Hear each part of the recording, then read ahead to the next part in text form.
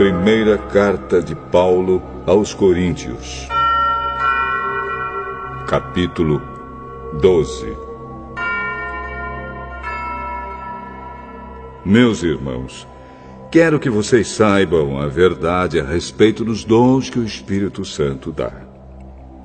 Vocês sabem que, quando ainda eram pagãos, vocês eram desviados de várias maneiras para a adoração dos ídolos, os quais não têm vida. Por isso precisam compreender que ninguém que diz que Jesus seja maldito pode estar falando pelo poder do Espírito de Deus.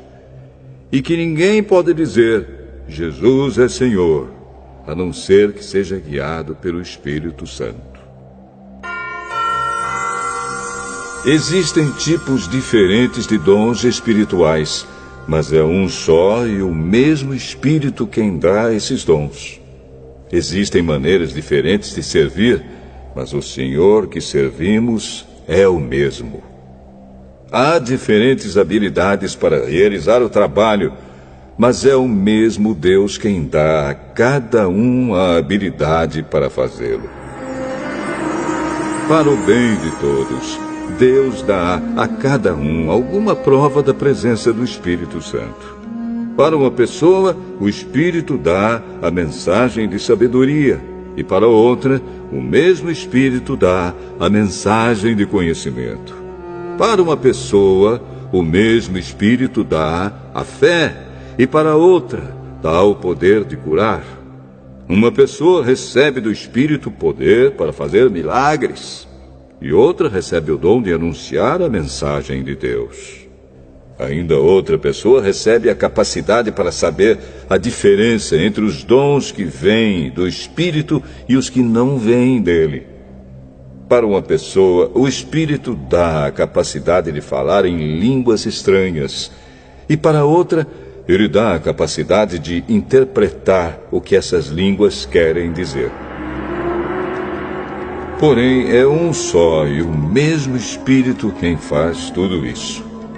Ele dá um tom diferente para cada pessoa, conforme ele quer.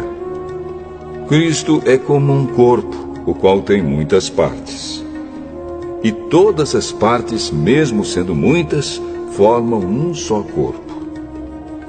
Assim também, todos nós, judeus e não judeus, escravos e livres, fomos batizados pelo mesmo Espírito para formar um só corpo.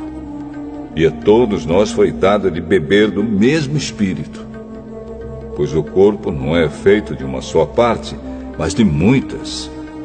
Se o pé disser, já que não sou mão, não sou do corpo, nem por isso deixa de ser do corpo. Se o ouvido disser, já que não sou olho, não sou do corpo, nem por isso deixe de ser do corpo. Se o corpo todo fosse olho, como poderíamos ouvir? E se o corpo todo fosse ouvido, como poderíamos cheirar? Assim Deus colocou cada parte diferente do corpo conforme Ele quis. Se o corpo todo fosse uma parte só, não existiria corpo. De fato, existem muitas partes, mas um só corpo. Portanto, o olho não pode dizer para a mão, eu não preciso de você. E a cabeça não pode dizer para os pés, não preciso de vocês.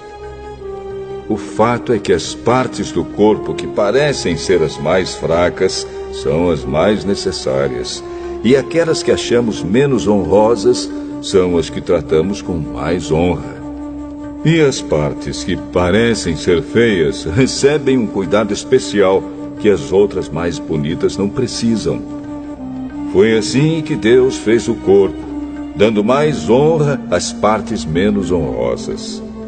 Desse modo não existe divisão no corpo, mas todas as suas partes têm o mesmo interesse umas pelas outras. Se uma parte do corpo sofre, todas as outras sofrem com ela. Se uma é elogiada, todas as outras se alegram com ela.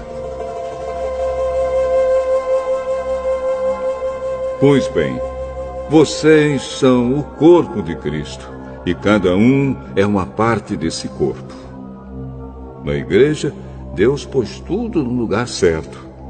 Em primeiro lugar, os apóstolos. Em segundo, os profetas. E em terceiro, os mestres. Em seguida, pôs os que fazem milagres. Depois, os que têm o dom de curar, ou de ajudar, ou de liderar, ou de falar em línguas estranhas. Nem todos são apóstolos, ou profetas, ou mestres. Nem todos têm o dom de fazer milagres, nem de curar doenças, nem de falar em línguas estranhas, nem de explicar o que essas línguas querem dizer. Por isso, se esforcem para ter os melhores dons. Porém, eu vou mostrar a vocês o caminho que é o melhor de todos.